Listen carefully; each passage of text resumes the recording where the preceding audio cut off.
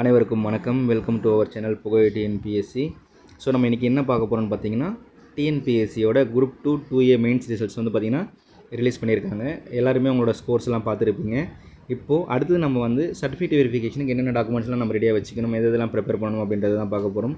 அதுக்கு முன்னாடி இன்றைக்கி நடந்த எக்ஸாம்ஸோட ரிசல்ட்ஸ் பார்க்காதவங்க உங்களோட டிஎன்பிஎஸ்சி மெயின்ஸ் எழுதின ரிஜிஸ்டர் நம்பர், உங்களோட டேட் ஆஃப் பர்த் போட்டு இந்த வெரிஃபிகேஷன் கொஸ்டின் நம்பர் போட்டிங்கன்னா உங்களோட ரிசல்ட்ஸ் வந்து பார்த்திங்கன்னா ஷோன் ஆகும். அப்படி ஷோன் ஆகும்போது உங்களோட category, communal rank, overall rank இது எல்லாத்தையுமே நீங்கள் பாருங்கள். ஸோ பிஎஸ்டிஎம் கேட்டகிரியாக இருந்தீங்கன்னா special category, ex serviceman, distributor கேட்டகிரியில் இருந்தீங்கன்னா உங்களோட ஸ்பெஷல் ரேங்க் இருக்கும். அது எல்லாமே நீங்கள் என்ன பண்ணுங்கள், பர்சனலாக வந்து செக் பண்ணிக்கோங்க.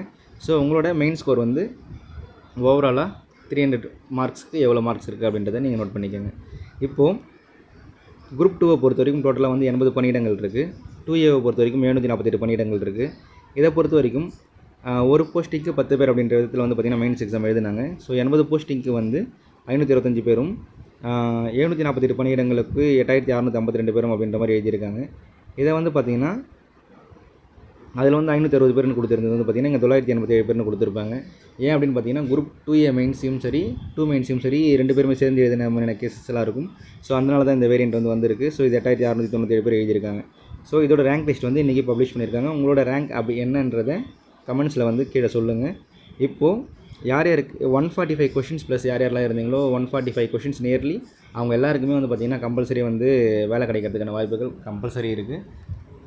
அதுவே 145 கீழே ஒரு 139, 140, 142 அந்த ரேஞ்சில் வரும்போது பார்த்திங்கன்னா உங்களோட இது கம்யூனல் ரேங்க்லாம் வந்து பார்த்திங்கன்னா கொஞ்சம் தூரமாக போகும். ஸோ 145 ப்ளஸ் இருக்க எல்லாருக்குமே வந்து 145, 144 அந்த ரேஞ்சில் இருக்க ஜென்ரல் கேட்டகரி பீப்புளிலேருந்து எல்லாருக்குமே வந்து பார்த்திங்கன்னா ஜென்ரல் பிசி, எம்பிசி கேட்டகரி பீப்புளுக்கு வந்து எல்லாருக்குமே வந்து பார்த்திங்கன்னா கிடைக்கும். அதுக்கப்புறம் லெஸ் தென் அப்படியே எஸ்சி, எஸ்டி வந்து பார்த்திங்கன்னா ஃபர்தராக குறைஞ்சிட்டே வரும். ஸ்பெஷல் கேட்டகரி வந்து இன்னும் குறைஞ்சிக்கிட்டே வரும். இப்போது ரேங்கிங் ப்ரொசீஜரை பொறுத்த வரைக்கும் சொல்லியிருந்தாங்க இல்லையா, எப்படி வந்து ரேங்க் பண்ணுவாங்க அப்படின்னு சொல்லிட்டு பார்த்திங்கன்னா அது வந்து இந்த டீட்டெயிலாக கொடுத்துருப்பாங்க. இப்போது நம்ம சிவிக்கு வந்து பார்த்திங்கன்னா எவ்வளோ பேரை கூப்பிடுவாங்க ஆன்லைன் சர்டிஃபிகேட் வெரிஃபிகேஷன் அப்படின்னு பார்க்குறப்ப 1:3 ratio for general category. So group 2வை பொறுத்த வரைக்கும் 1:3 தான் வந்து கூப்பிடுவாங்க. ஸோ கிட்டத்தட்ட 80 போஸ்ட் இருக்குன்னா அதில் ஜென்ரல் போஸ்ட்டுக்கு எத்தனை வேகன்சி இருக்குது, ஸோ 70%, 69% ரிசர்வேஷனில் மிச்சம் 30% இருக்குது அப்படின்னா கூட அந்த ரேஞ்சுக்கான கேட்டகிரி தான் கூப்பிடுவாங்க. And all reserved categories respectively வந்து பார்த்திங்கன்னா 1:2. ஸோ 80 போஸ்ட் இருக்குன்னா 160 பேரை கூப்பிடுவாங்க. 1:2 தான் வந்து பார்த்திங்கன்னா சர்டிஃபிகேட் வெரிஃபிகேஷனை கூப்பிடுவாங்க. இப்போது இதை பொறுத்த வரைக்கும் ஜென்ரல் போஸ்ட் 2A போஸ்ட் வந்து 748 இருக்குன்னா அதில் ஜென்ரல் போஸ்ட்டை தவிர்த்து மிச்சம் இருக்கிற 69% இடஒதுக்கீடுக்கு ஒரு போஸ்ட்டுக்கு 2 பேர் விதமாக கூப்பிடுவாங்க. அந்த 31% இடஒதுக்கீடுக்கு ஒரு போஸ்ட்டுக்கு 3 பேர் விதமாக வந்து கூப்பிடுவாங்க. ஸோ இதுதான் வந்து அவங்க வந்து தெளிவாக சொல்லியிருக்காங்க. அதே ஃபாரஸ்டர்னு அப்படி வரும்போது 1:10 எடுக்கிறாங்க. அதுக்கப்புறமா வந்து ஃபர்தராக வந்து 1:1.5 அந்த மாதிரி அவங்க எடுத்துகிட்டு ஃபாரஸ்டருக்கான ஒரு இதையுமே சொல்லியிருக்காங்க. ஸோ என்னென்ன சர்டிஃபிகேட்ஸை நீங்கள் ரெடியாக வச்சுக்கணும் ஃபர்தராக அப்படின்னு பார்த்தீங்கன்னா உங்களோட 10th mark sheet, 12th mark sheet, நீங்கள் உங்களோட ஆன்லைன் அப்ளிகேஷனில் என்னென்ன சர்டிஃபிகேட் கமிட் பண்ணியிருக்கீங்களோ, ஸோ உங்களோட first standard to degree standard வரைக்கும் நீங்கள் பிஎஸ்டிஎம் வச்சுருந்தீங்கன்னா அந்த பிஎஸ்டிஎம்க்கான சர்டிஃபிகேட்ஸ், இதில் உங்களோட மெயினாக உங்களோட கம்யூனிட்டி சர்டிஃபிகேட், நீங்கள் பழைய கார்டு சர்டிஃபிகேட் வச்சுருந்தீங்களுமே நீட்டுக்கு ஆன்லைனில் வாங்கி வைங்க. ஸோ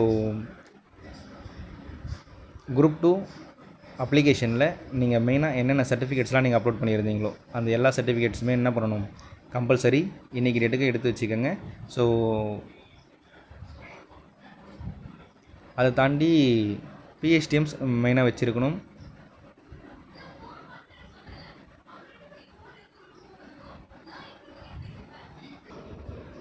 உங்கள் டிகிரி சர்டிஃபிகேட்டோட ப்ரொவிஷனல் வச்சுருக்கணும், ஓவரால் மார்க் ஷீட் ப்ளஸ் வந்து உங்களோட கோர்ஸ் கம்ப்ளீஷன் இது எல்லாமே நீங்கள் கொண்டு போங்க. பட் வந்து உங்களோட ப்ரொவிஷனலும் அதோட மார்க் இருக்குன்னு கரெக்டாக இருக்கான்னு செக் பண்ணுவாங்க. பிஎஸ்டிஎம் டிகிரியை பொறுத்த வரைக்கும் நீங்கள் கிளைம் பண்ணுறதா இருந்தால் உங்களோட பிஎஸ்டிஎம் வந்து இஷ்யூ டேட்டு, இஷ்யூ ஆஃபீஸரு அது எல்லாமே வந்து செக் பண்ணுவாங்க. ஸோ அது எல்லாமே வந்து கரெக்டாக எடுத்துக்கோங்க.